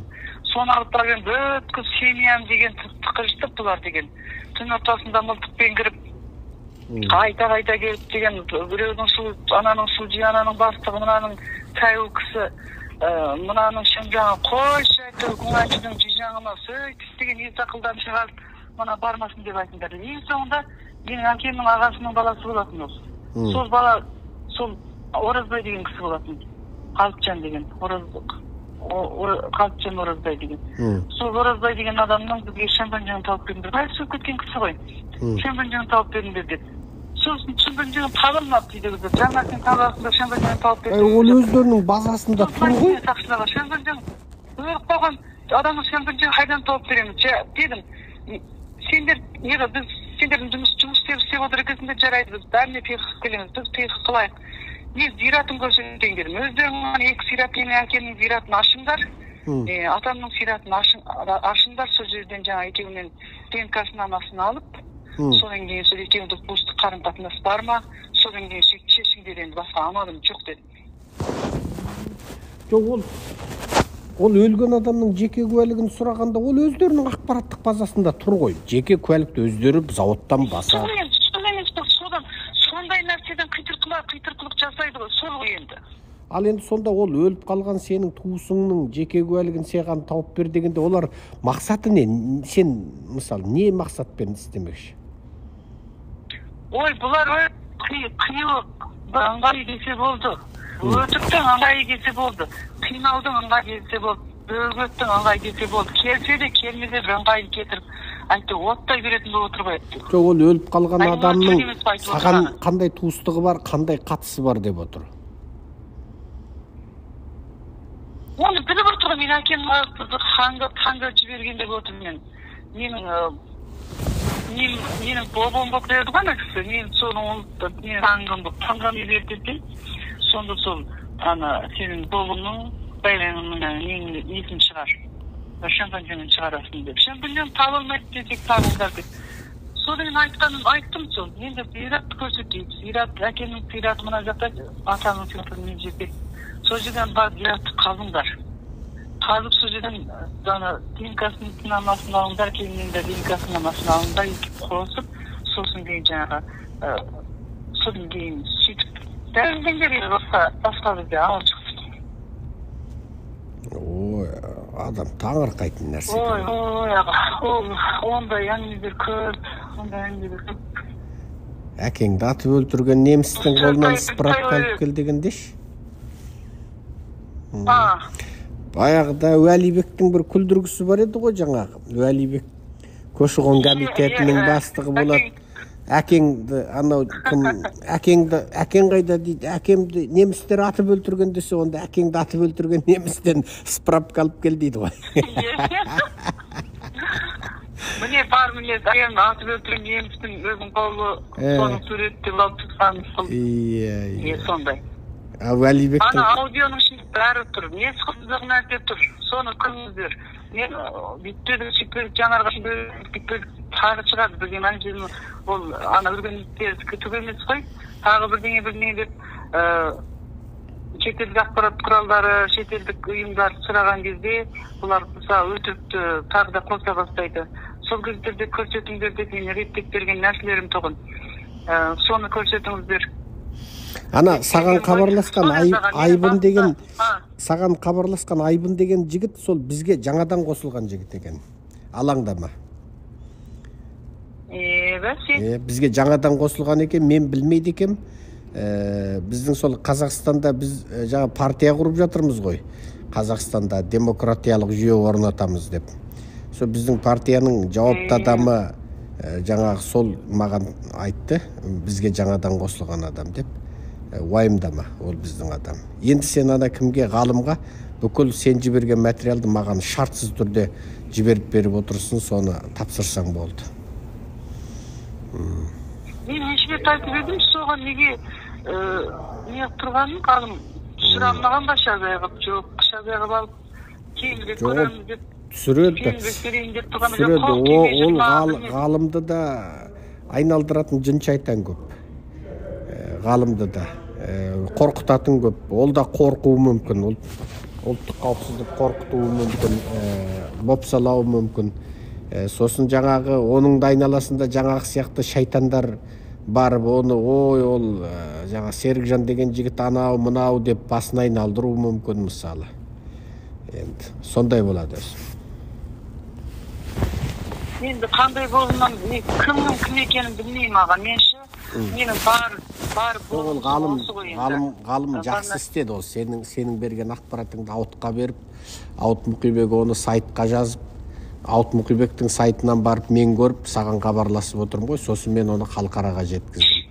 Сонда ғалым бірінші басқышты басты. Сен бірінші басқышты бастың, ғалым екінші басқышты басты, Ауыт үшінші басқышты басты, мен төртінші басқышты бастым. Ол жігітке мен разымын сөздің шыны.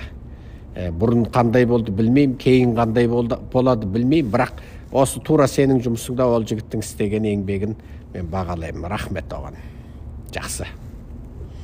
Бұлай жақсы, өнерлі, одан кейін өзі көп несі жоқ жігіт қой, жай жүрген сол өзінің үнісінде неде болған емес сол үйренуде. Сол үйренуден шығып барған жағдай жақсы біліп, менің қиналғанымды көріп сол енді тым құрса сол жазған қатымды жеткізіп берген ғой. Одан бұрындар менің концертімде шығып жүрген жігіттер, ана жерде ғалымдар. Ол ғалымды тауып алдым, оның видеоларын тауып алып, фотосын салып, сол ғалыммен сөйлескен аудионы каналға салдық қой біз.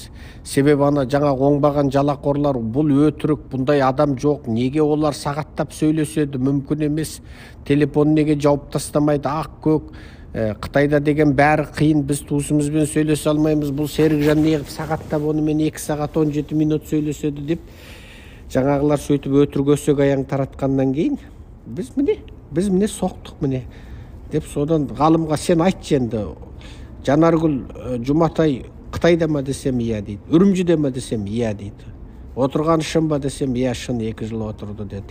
Міне содан бүкіл аудионы салдық, каналға салдық, жарияладық.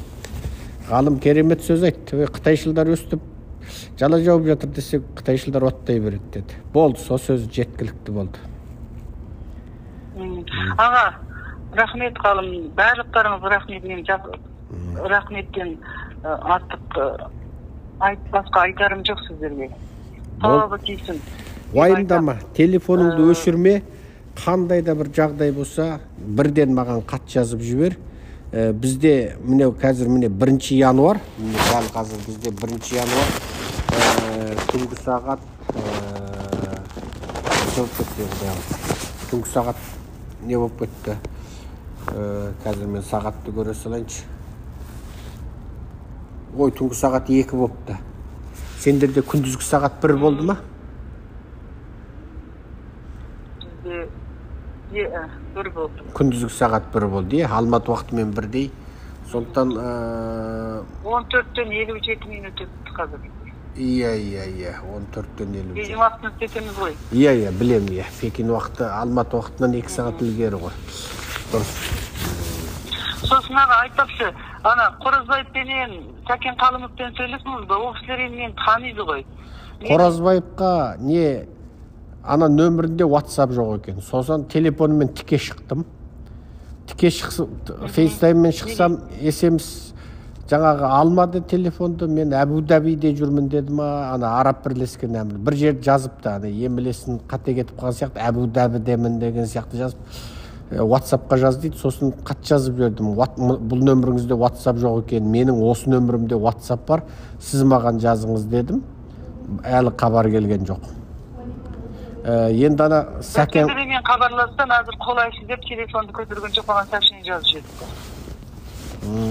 Бұл Сәкен Қалымовқа бір кезде мен хабарласып, Сәкен аға мен қиналып жатырмын, бір көмектеріңіз болса деп бір ауыз сөз айтып, бір жігіттер жіберіп құтқарып аласыздар дегендей сыңайы байқаттым, бірақ жігіттер жіберіңіз деп айтқан жоқпын. Ана бір қыздар хабарласады, ол қыздар кейін тайында айтады деп көмектесіп жіберіңіз мүмкін болар деп сөйтіп айтқан. Мен бұрындар сол бір жігіт болса, сонымен той жасап, сол үндемей кетіп, бірінші жалғас өзім жаңағы сол жақта жұмыстарым бар. Тып-тыныш өмір кешейін деген, мен тып-тыныш өмір кешкім келеді. Мен ешқашанда саяси босқын болып, саяси адам болып, 11 жасағым келмей, жақсы көрмеймін, айқауым мен сол. Біздің де ойымыз сол. Бізде саясатқа кірейік деген ойымыз жоқ. Бізді қазақ тыныш болса, қазаққа тиіспесе, қазақ көшем десе көшіріп, туысымен бірге жүрем десе, бірге жүруіне рұқсат берсе, қатқабар алысып тұруына рұқсат берсе, екі жақ барып келуіне рұқсат берсе, біздің саясатқа қақымыз да жоқ. Бізге сол қазақты албаты, сол сені қамағандай қамап, албаты, қорқытып, үркітіп, жерін тартып ап, жайлауын тартып ап, ана өңкөй парақорлар, малшы момындардың ақшасын жеп, жерге төлейтін ақшасын, оны жеп, жерін тартып ап, оны ана Гонконгтың байларына, бай компанияларына тиын жаңағы миллионға сатып, сондай сұмдықтар болды. Мысалы, ана тас жол түседі, темір жол түседі, бейшара қазақтарды ұрып-ұрып. Бізде басының қолынан 100 миллионға тартып алған ол жерді деген, соған 5 жыл алып 5 миллионға сатып отыр ғой, іште 5 миллионға сатып. Міне, малшыға тиын береді, өздері миллионға сатады. Соның барлығын білеміз ғой, соған біз жаңағы көтерілдік. Жақсы жанар айналайын қарындасым, өзің сақ бол, аман бол. Сен де жаңағы сол егер жіберсе, сол тыныш өмір сүрсем дейсің, біз де сол қазаққа тимесе, біз де тыныш өмір сүреміз деп айтқанбыз. 17 жылы мен айтқам. Қытай өкіметі өз жердегі қазақтың адамдық құқығына тиіспесе, біз ертең, бүгін тиіспейм деп уәде қылса, ертең тауға шығып қой бағып кетуге дайынбыз деп айтқанбыз. Әлі сол сөзіміз сөз. Қазақ момын халық, экстремизм, сепаратизм менен жаңағы радикализммен қатысы жоқ, дінмен қатысы жоқ, бір жерде жарған өртеген жоқ, бәнке пошта тонаған жоқ, кісі өлтірген жоқ, өрт қойған жоқ. Момын қазаққа албаты шүйлігетін ешқандай қисыны жоқ, сөздің шыны керек. Қазақтан газ алып отыр. Жарайды ана, не деп ұстаймын, сән ұшырып ұстаймын дедім, ұстымайсың, мен не қылып жүрім айналайын, мен не қылып жүрім не жедірейдім ше. Мен сонша ұлттар ынтымағын, ұлттыға Pamukka kavuştu. Oğlan tınıstığını cırlap, neyini cırlap. Sonunda gözüm görüp sonu Canım çiğlikka berip oturayım, manav niye kılıkın dedim. Niyan tınıs boyda, katilik boyunda. Katilik mundaydı, tınısı var, katiligi var adam. Demeyin sevinin, men kozgumen. Ben oturmadım sojeri. Ne çalgız, dedi, men sıkışçılar hiçkim görmedim, men sojedeyim dedim. Ağır dedim, solay turup aldım. Turup alıp, sol tekser biraz sonda eken keldi. Sol seyin dakırı kel tapsın. Endi kişine maslaşıp bol. Keyin jakсы bolot bari. Bärini jasap koyduk janar. Sen bir özüň keme jasay almasyn. Bir rayon jasaman jasapsın, gözüňiz görüp otur. Mejelde biraz kıyınlık çekip жаткан bolsaň, ya olar bolgany ýeri biröw uzagladı ki biröw kekeydi mukayt. Sanı köptür kişkine sandıkты basına at degендей sonday goy, sonday bolup жаткан bolsaň endi şadayıp tur. Olar tömen jakta tur. Sen degen büyük tursun janar. Biz körüp oturmuş sen jasgan narseňdi degen. Artdan kelgen işken oraman jasap bitken boldu odan. Men gardan kelme getip kurdumga getip odan keyin tutbular meniň nege barganymdy bilmey galyp. Bizden adamdy biröw gep telefon uzandayma janar. Sen emine ya men nege barып edim degen sıkıldı gelip geler. Ogan aytyp koysam ekinçi tag biröw gelip. Tapta tomurgan kumsun turgan orunda ki magan uzandayt bir takşı. Sen kumsun osunda tur eken, satıp жүрген eken osunda tur eken, jumuz istep turmanmyn o jok. Jok jumuz istemeydi alıp ketken, men köşüp ketken o жерден kumsunun oruna gana sonda tur desem. Ket jogap koyanda aralygyna 10 minut aralamay tag biröw uzandayt. Odan 2 günden keyin tag biröw uzandayt. Men aytdym goy senderge. Deyim, söýtüp degen bir çyndygypşy. Degen jok bal dep koyama. Odan 2 günden keyin tag. Sen kanday jumuz istep жүрсүң desem, oşunda kumsularың bar eken.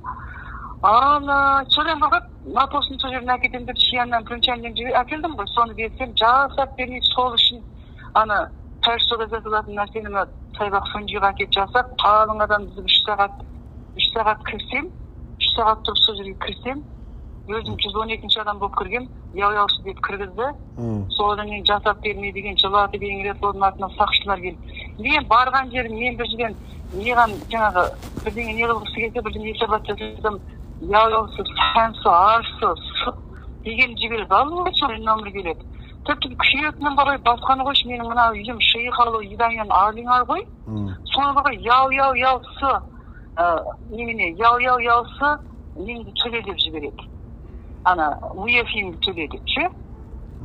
No. Yaw şeýhaly ýydaňdan arlyňar goy, men syny gaýdan goşsun dedim. Sen 4-nji bolsaň, çıp koşgymyz. 4-nji baytynysdan, mana 4-nji baytynysdan, mana 4-nji bolsa gaýdan goşsun sen? Boşta söz bolan ki, ya bolmasa yaw dep ben özgürtüp çıkarydım fanzanjymdan. Ya bolmasa düzüljäs. Oda men tutkyapmyn, meniň telefonda 20 ýyl bar. Soňan bolta 2020 kiretim gezde jaňa ýyl güni bitipdi. Ýerden yaw-yawdan sıfırcı ötkende senin lüleğin kalgan lüleğin arşıden yavsı lüleğin dedi. Sosun zıbandadım, başkanı koy istedim. Yavsı lüleğin kaydan koşsun ayrılayın dedim zorla. Yavsı lüleğin çok kıyımda arşı lüleğin ispa.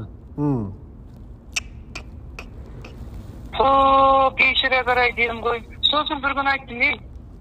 Özüň işin kılmaňdan kurapilik kılma diýsin. Kurapilikdi özüň jasap otsun goý. Yaw-yawsy dep kirgizesin. Ulkan kişi dedim, sen yaw-yawsy dep kirgizetin, mına guňan diýdim, janagy banjyň daçyň mına. Hurun daçyň.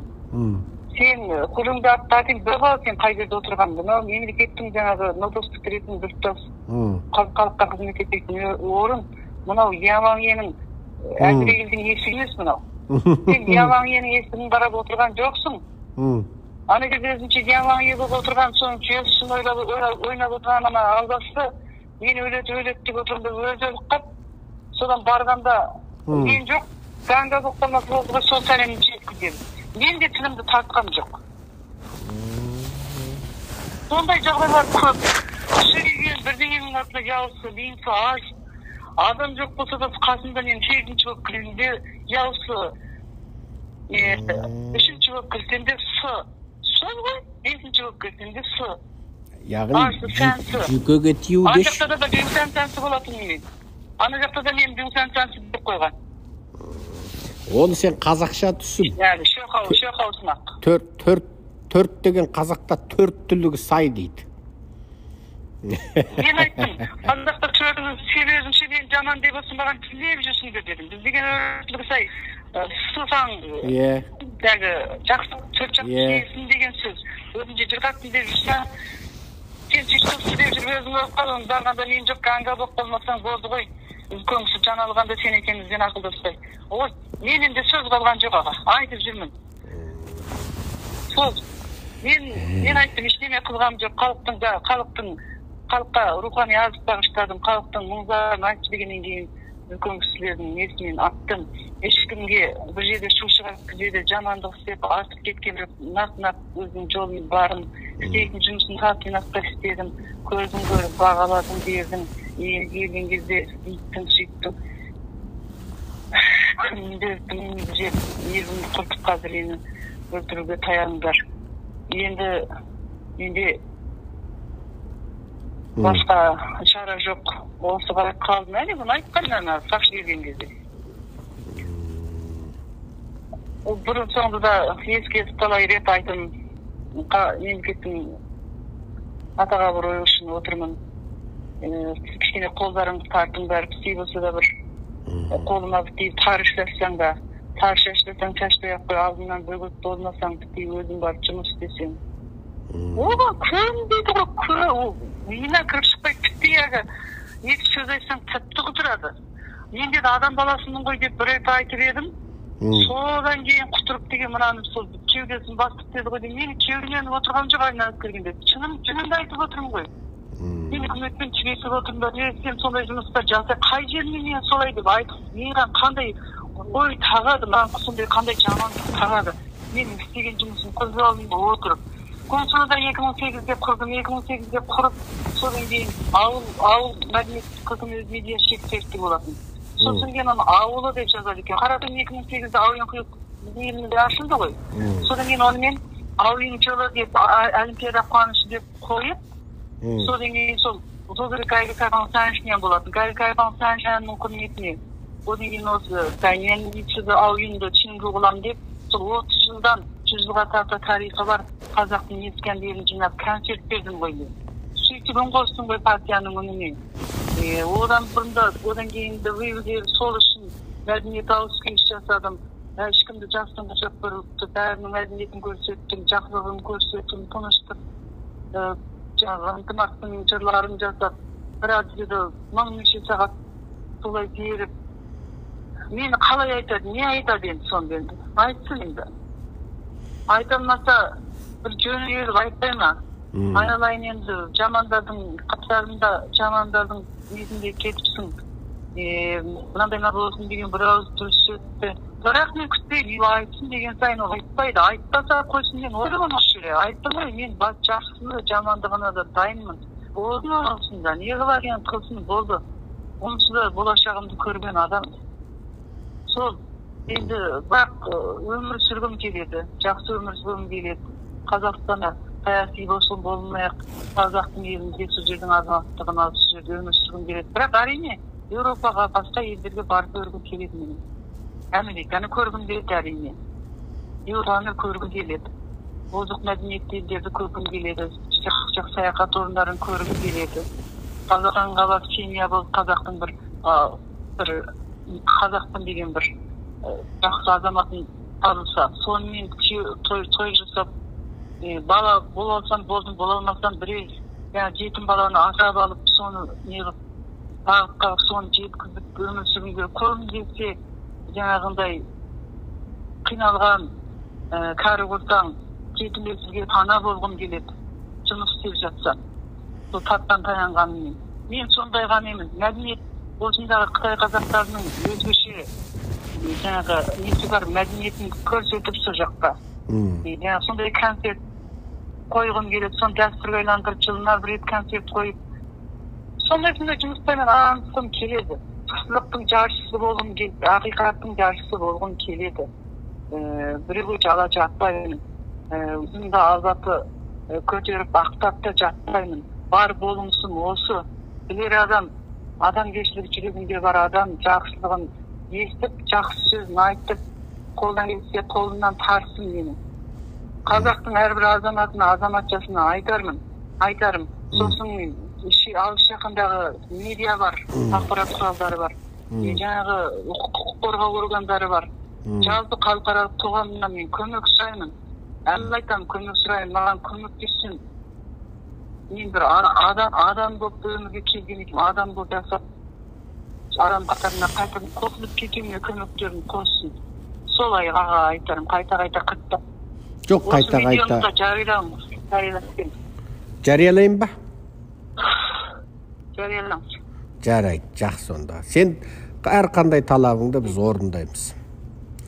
Әрқандай талабыңды орындаймыз. Жанар, кез келген уақытта сөйлескің келсе мейлі, Американың уақытына қарама, түн бола ма, күн бола ма, өзіңде түн бола ма, күн бола ма, аға сөйлескім келеді деп жазып жіберсең болды. Тіпті жазуға үлгірмесең, бір деген сифр бола ма, А деген әріп бола ма, жазып жіберсең мен түсінем, кері қайтарам. Жақсы онда айналайын. Аман бол, жақсы. Аман.